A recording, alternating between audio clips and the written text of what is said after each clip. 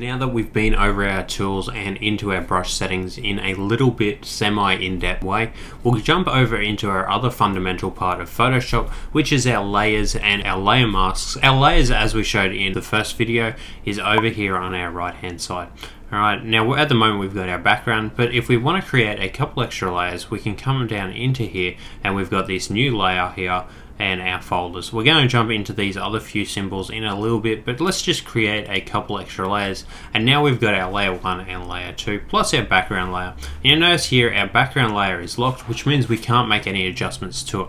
Our locks are up in here where we can adjust or lock different things. Most of the time I'll just lock all, but you can lock different things like transparent pixels, painted pixels, and your movement tools or whatever else. If you don't know what a pixel is, it's just those little squares in here. If we zoom in, you'll see these little squares of pixels. It's basically a little combination of your RGB or your colors to make up your image. So all your pixels jammed together make up your whole image. You can lock your transparent pixels or your paint pixels or the movement, or you can lock all there, guys, as well. Over in here as well, you've got your little eye. That will turn off your transparency, which will kind of show you in more depth once we've actually got something on that. And this here will give you a little bit of a preview of what is on that particular layer. Obviously you've got your opacity, so you can kind of make it more transparent if you need to, and you've got a few other options up in here. I don't play with these too much, and then you've got all these here. Again, I don't play with these again too much.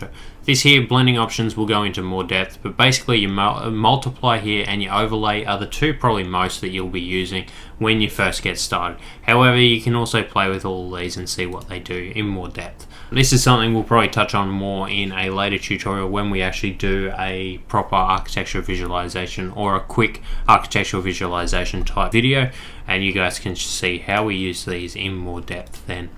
Alright, so let's jump into our layers and let's just create a couple extra things. Now I'm going to create some shapes, which is actually going to replace these layers with shape layers, but that's completely fine. I don't mind that. For some reason, shapes just end up on their own layers when we do it. So let's create a red rectangle there. Let's grab a polygon and let's make it 8-sided. And let's create our polygon. Let's change the color though to make things a little bit easier. Let's go this kind of peachy color. And then finally let's go a circle or ellipse, and again holding down, okay, so let's change that back to our peachy color, and let's go our ellipse, and again holding down shift will actually lock it to make a perfect circle, and again changing the color of that, and let's go a purple. Alright, so we've got 3 different colors here, and I'm going to grab my move tool and just separate these out. Okay, so we've got 3 different layers or shapes here, and we're going to actually select all of these by hitting Control or Command and select all of these and then select a folder. And you'll notice that these here have just jumped up into that folder or that group, and we can rename these as shapes. Alright, again we can turn off all the visibility of all those, of the particular shapes or the whole group. So we can turn them off one at a time or the whole group if we so choose.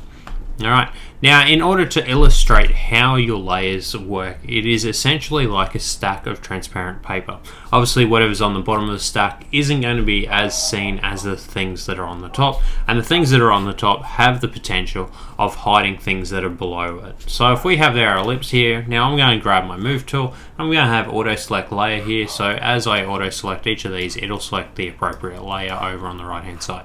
Alright, if this was selected to group, it'd select the entire group and move the entire group as one whole, which obviously we don't want, so we're going to go with a layer.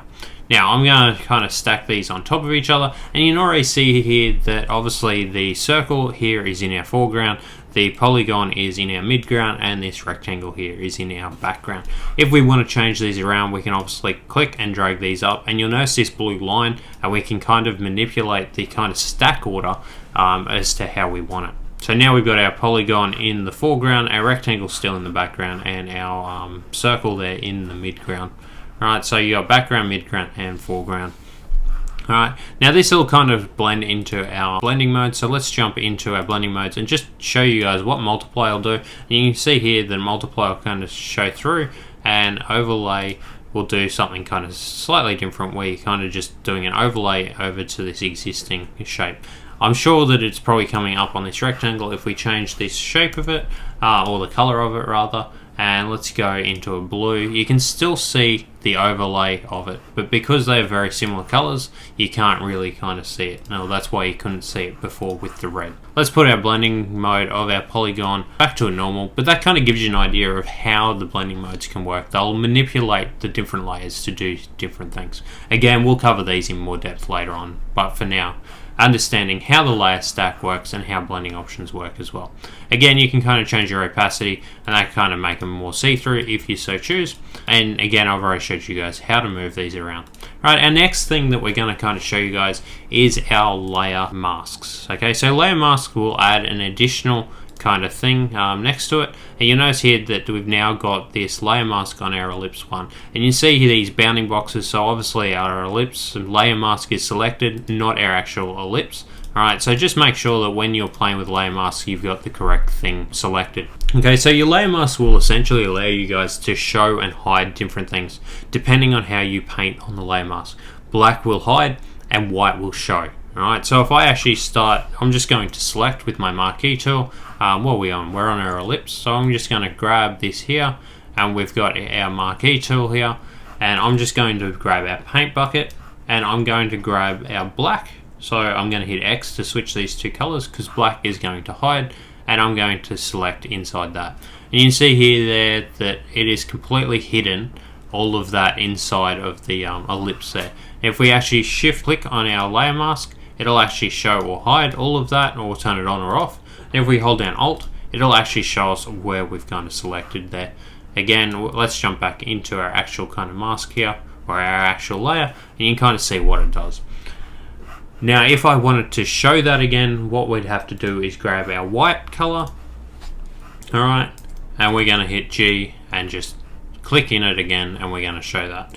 Alright, so this is a fantastic way of hiding backgrounds and whatever else. And if we jump up into this architecture bench up here, you can see here I've already started to mask things out with our pen tool. Like I said, it's really good for selected shapes. So this was pretty difficult with a rectangular marquee tool because obviously this bench isn't flat. So using our pen tool to make a more superior kind of selection is a little bit better. So I can kind of come in here and select all of this along here. And then what I'm going to do is just zoom out, go straight up. I'm just holding shift to make sure they're nice and straight, but at the end of the day, it doesn't really matter. And then come back in here. And now we've got a pen selection. So I can right click and make a selection from that. And I don't mind it feathering the pixels. So there we have it. And we've got all of our background kinds selected. And now we can kind of click this layer mask. And again, I'm wanting to hide this top part, not the bottom. So it's actually inverse the selection I want. So we're going to inverse that by hitting Command and I. And there we have it. It's all selected. Now, if I hit the backslash key just above your enter, it'll actually show me in a bit of a peach color as to what is masked out. And again, I can hold down Alt and I can select that, and it's going to show me black and white. Again, white kind of shows and black hides, and that's why we're hiding the top part of the image. Alright, so layer masks are extremely powerful for kind of masking things out or hiding things. Right, and it is a non-destructive kind of method which will allow me to kind of come back in here and adjust. And if I grab my paintbrush, I can come back in here with a white and kind of start to show certain things. You notice here that it's not kind of showing quite as clearly because our flow is at 100 but our opacity is at 50. If we turn our opacity up to 100 and we start doing that again, it'll actually start to show our whole image there, or whatever we kind of paint over. So it's a very, very powerful tool. Jumping into our adjustments, so we might actually play with adjustments on this image here, right? There's a couple ways of doing adjustments, right? Our first is a destructive method, which means we're not going to be able to adjust it at a later time if we so choose. So if your professors or clients or whoever or you want to adjust it at a later time, because this is a destructive method, you won't be able to do it. So once you've done it, it's kind of set in stone, if you will. So you can kind of come in here and you can adjust different things. So I'm actually going to select my actual layer, not my layer mask, so that all of these adjustments are kind of up. And I'm going to just go into the most basic one, which is a hue and saturation. It's going to bring up this dialog box, and I can obviously drop our saturation down slightly, which is kind of bringing out some of the color. And maybe I want to increase the lightness or drop the darkness accordingly, right? So it's going to allow us to do certain things. Alright, you can actually jump and do certain different things, and you can start playing with all of these.